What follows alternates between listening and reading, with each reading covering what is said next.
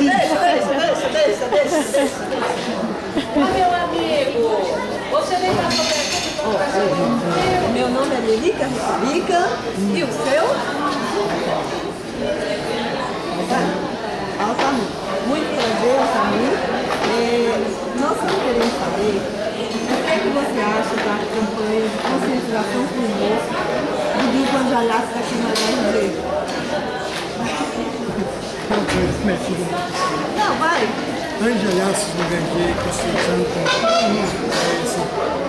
90% dos pacientes, 90 não, 75%, 75%, esses não têm aquela doença, realmente. Muitos é carência.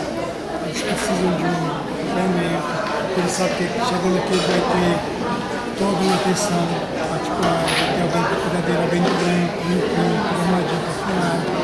Então, mas o que você acha dessa campanha nos funcionários? Como que ela vai influenciar nos funcionários?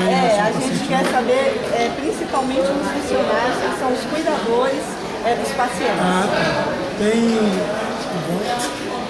Tem um papel muito importante pelo seguinte: todo profissional que trabalha em áreas diretas, como saúde e educação, por exemplo, eles já vêm armados, já vêm com a carga de estresse. E aí, tendo uma descontração, melhora, vai fluindo melhor. Eu vou dar uma prática para vocês, eficiente. Aqui. Chega aí, Sandra. Você vai ganhar um cartão verde e uma carta de funcionário. Obrigado.